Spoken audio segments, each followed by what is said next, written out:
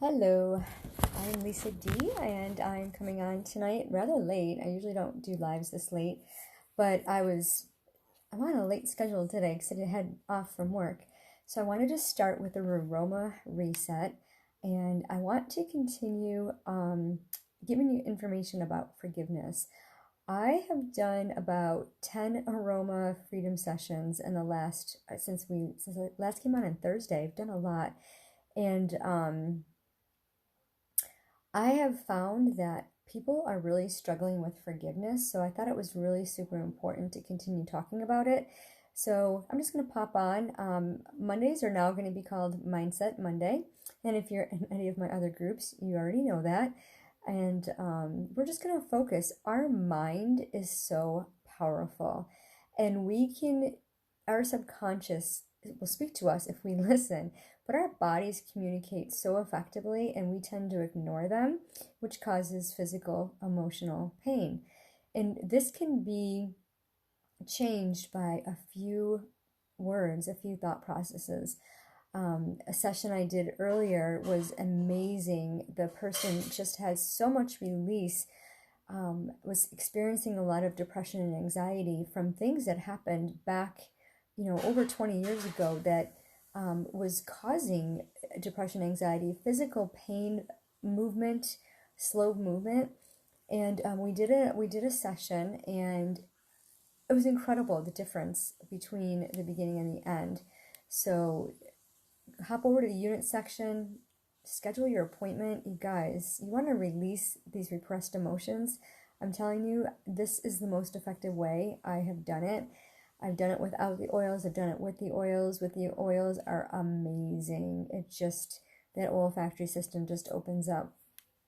So if you have oils, grab your frankincense, lavender, stress away. If you don't, then just do it without. So you're going to think of an overwhelming situation. It's probably been a long day for some of you. I know a lot of the kiddos went back to school. I know a lot of changes are happening, and the rules and regs and all of that. So whatever the overwhelming situation is, get a picture of it in your mind, focus on that. Listen to the negative thoughts that go around with feeling overwhelmed. Maybe your deadline's coming up, you're under a lot of pressure, you were having computer issues like myself today, and you weren't able to get what you had planned done because your computer wasn't cooperating. Very frustrating. Maybe you had a negative interaction with a coworker, or you had a task that didn't get done. Whatever it is, call it, hear the negative thoughts, picture that scene in your mind, and I want you to give it one word feeling. If you could describe that situation in one word, what would it be? Would it be angry, frustrated, belittled, inadequate, sad? I'm having a hard time thinking. Anything that you could think of, but it has to be one word. If it's more than one word that comes to mind, pick the word that's the most prominent. And then notice in your body where you feel that. Where's the feeling? Is it in your head, your jaw, your chest, your stomach, your back? Once you find the feeling in your body and you have your one word feeling, you're going to drop, if you have oils. If not, skip this part. You're going to drop an equal amount of frankincense, lavender, and stress away. And if you have an empty bottle like this one, well, there's a drop, you can just smell the oils from the bottle. It's very powerful. The oils stay in there a long time. And you're going to rub your hands together. And I want you to rub your hands together until it feels like glass. And this is kind of a cool sensation, but in reflexology, and I'm not going to get this right, but there's all these little signals in our hands, right? And those oils will go through the body, and it's just something about the way it feels is amazing. So once you have that feeling of glass in between your hands, you're going to take a big deep breath in.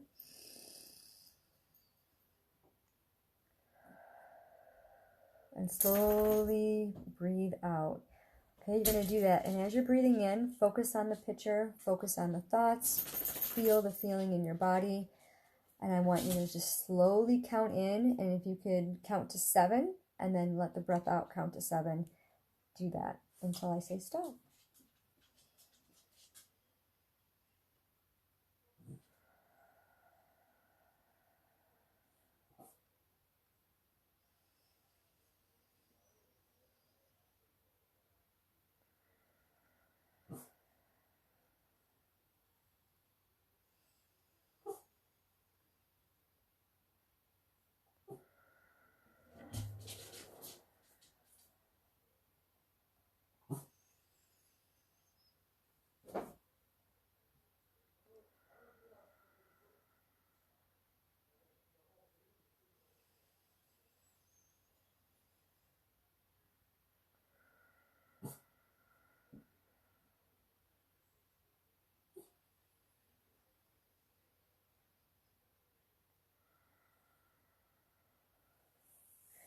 Okay, so that overwhelming feeling should be a lot different. You may have gotten, as the image came in and out, you may have felt it morph into different images. It may have disappeared completely. You may have gotten new solutions, revelations about the situation. So whatever it is, I'd love to hear about it in the comments. Go ahead and post it below, and save this. This will be in the unit section under stress, I think it is. And you can go back to this video, and anytime you need to do a reset, just follow these steps with or without the oils again, and you'd be amazed at how well your body responds to that. So today we're talking about forgiveness. Let's see. How forgiveness affects your health. And one of the things that I had learned over the past few days from the people that I had did the sessions with was that a lot of the physical pain that they were holding on to was tension in their necks. They were getting headaches, they were getting jaw aches, they were getting toothaches, earaches, and backaches. And a lot of that tension came from unforgiveness that they were holding against. A lot of the people were upset with their parents for whatever reason, whether it be their ailing health, maybe they were down because their parents are in a nursing home and not able to care for, and they were really super sad that they were helpless in helping their parents. And it actually affected their physical health. They weren't sleeping at night, they were tossing and turning, they weren't eating properly. One person had only eaten one meal because they were so upset about a situation that they had had, and then their parent got sick and ended up in the hospital. They had fallen and they weren't there to help, and they had actually gotten into an argument, and that's why they weren't there. So these simple little arguments, when you think about unforgiveness, you think about big, huge things, like if somebody gets robbed, or somebody is, commits adultery or something. Those are huge, right? Those some of these acts can be totally unforgivable, but as we learned, we need to forgive, if just ourselves. But whether it's a spat with your spouse, a friend, a coworker, or a long-held resentment towards a family member, maybe you have pent-up anger over the way you were treated as a child from one of your siblings, your cousins, or you loathe going into work because one of the coworkers said something to you negatively, or a friend had teased you or mocked you in front of somebody else, and kind of gave you a silent treatment. All of these things we stuff inside of ourselves, and it affects our physical health. And Johns Hopkins University did a study, and I'm going to put that in my blog with a link to it so you can read the full article. But they're talking about forgiveness is not only releases you emotionally, but physically it can help you with some of your health issues. And in my certification program that I took, we talked about how emotions get stored physically, and you can actually feel that outcome. So when you have a tension headache, you can actually link it to being upset with somebody. And that's what's really cool about the Aroma Freedom, once you go through that and release it, the headache is gone. the tension is gone. You feel that tenseness, like when you're mad and angry, your shoulders kind of tense up like this. Oh, look, my hair's sticking up. Oh well. So anyways, whether it's a simple spat or what have you, that morphs into your physical being and causes this physical pain. And the only way to release it, well, there's other ways to release it, but if you release it through natural methods, like what we're trying to do here, is through the meditation, through the act of forgiveness, and through that process, the goals that we had talked to, the steps. If you didn't read the blogs, there's steps in there on how you can forgive. So the Dr. Karen Schwartz, who's the director of the Mood Disorders Adult Consultation Clinic at the Johns Hopkins Hospital, states that there is an enormous physical burden to being hurt and disappointed. She goes on to say that chronic anger puts you into a fight or flight mode, which results in numerous changes in heart rate, blood pressure, and the immune system. So those changes increase the risk of depression, heart disease, diabetes, and it also can affect your fight or flight mode. So when you choose not to forgive, if you continuously are an unforgiving person, you're not able to focus and sort out what you should be doing in the moment of a crisis. So she goes on to say that forgiveness calms stress levels and it actually leads to improved health. So when you're actually in an unforgiving mood, you choose not to forgive, it's going to affect, I should say, your sleep patterns, the way you function as far as your brain fog, your heart rate, and your ability to focus on your decision-making process. If you ever think about the last time you didn't forgive somebody, how it consumed your thoughts, how you held on to that regret and that anger and that frustration. And one of my clients used the word loathe. I loathe that person. Those are strong, powerful words. I remember when I was younger and I refused to forgive, I used to scream, I hate them, I wish they were dead. Those are pretty powerful words. No wonder why I had migraines every single day, right? Well, a lot of it had to do with weather too, but I think a lot of it had to do with the anger that I was holding on to. I was so angry. I walked around with this mad, angry look on my face. I wore black all the time, and I would scowl. If somebody smiled at me, I would scowl at them. I mean, like literally, I earned my nickname of being not a nice person. So we talked about forgiveness being a choice. We talked about how it releases us from the chokeholds that it has on us if we choose not to forgive. And this article from Johns Hopkins University confirms all of that. So it's cool that there's sources out there that talks about forgiveness. A lot of times if you think about forgiveness, you think about it from a biblical standpoint. Jesus forgives, God forgives, we forgive. God forgives us. We need to forgive. If we're forgiven completely, then we need to be as forgiven as God. If you think about what you did, what I did personally, please. I'm the least person who deserves forgiveness, yet God loves me so much that he sent his son Jesus to die on the cross for us and to forgive us. So, wow. Okay? And if you're not a Christian and you believe in a higher power or what have you, you think about forgiveness. It's the key to releasing the pent-up anger that we have. And if you want to be free from depression, anxiety, and all of the things that keep you stuffed in a dark hole, forgiveness is the key to get out of that. Reflecting and remembering the incident helps you let go of that anger. Journaling is so huge. It's so big. And how much are we on time? I don't want to keep too much of your time because I'll blog about this and you can watch this later. But when you decide to forgive, you forgive deeply. Talk to your subconscious. Talk to yourself about it. I took this class through Zero Limits. Joe Vitale did this book called Zero Limits. And if you've ever seen The Law of Attraction, it's on Netflix.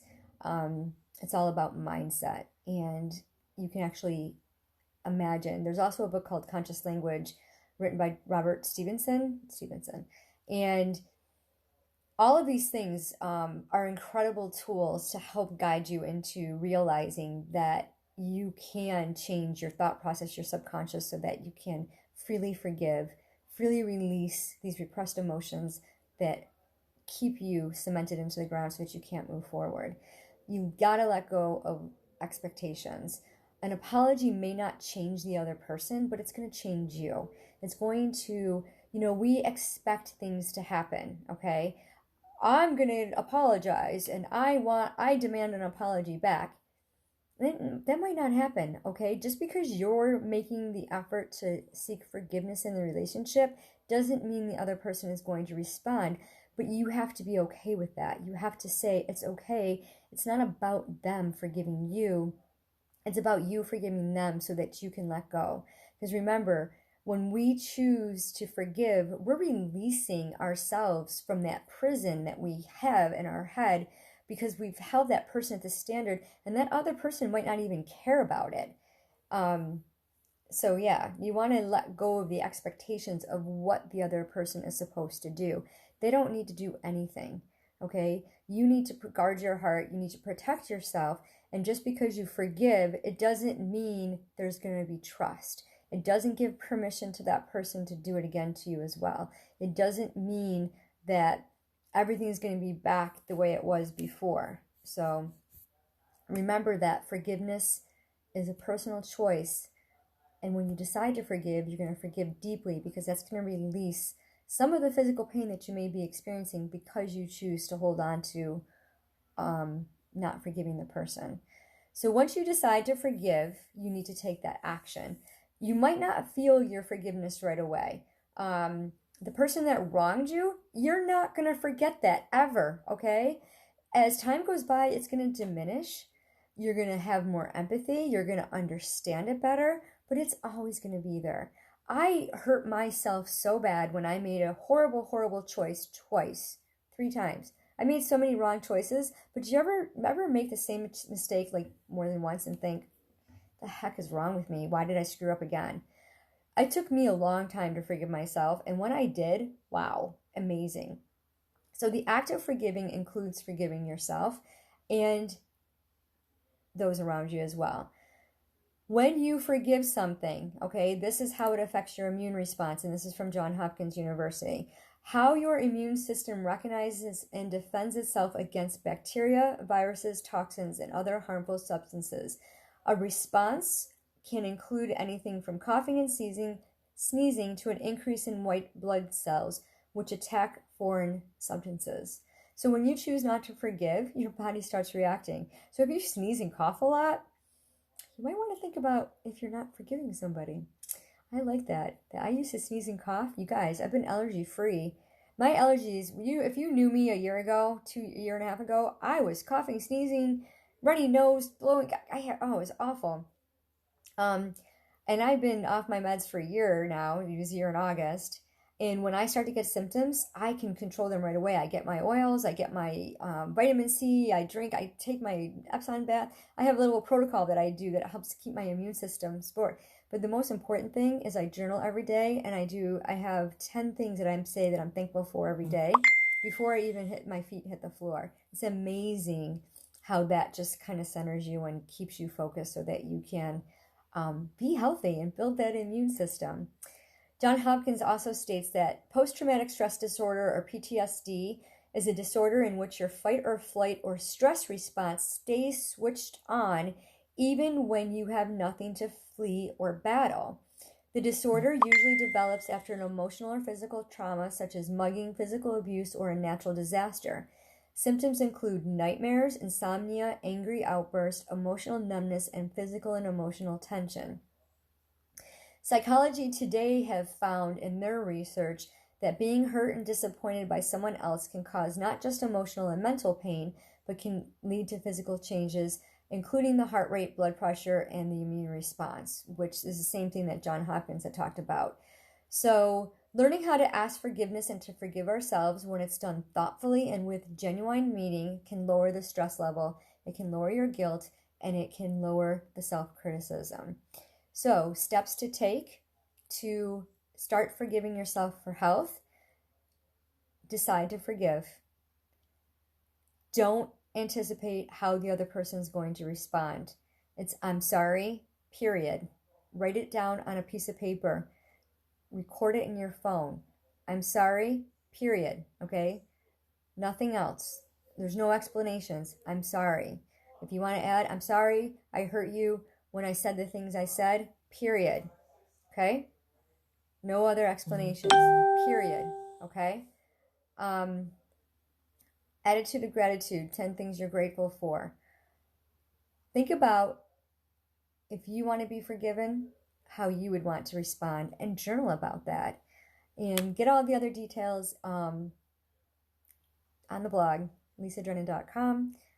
And I don't know, it said one person was watching. I'm not sure who that person is, but I thank you for taking the time to watch the video. If you have any comments, thoughts, any tools or tricks that you've used to help forgiveness, or if you've noticed anything in your physical being because of your, choosing not to forgive, and you feel comfortable, share it in the comments below. I would love to hear more about it and chat with you. And let me know what you think about the Aroma Reset, and if you want to set up a one-to-one session, or we can do group sessions. There's a calendar in the unit section. So you have an amazing evening. Get a great night's sleep. Tomorrow morning, when before your feet hit the floor, think of 10 things you're thankful for, and we'll see you soon.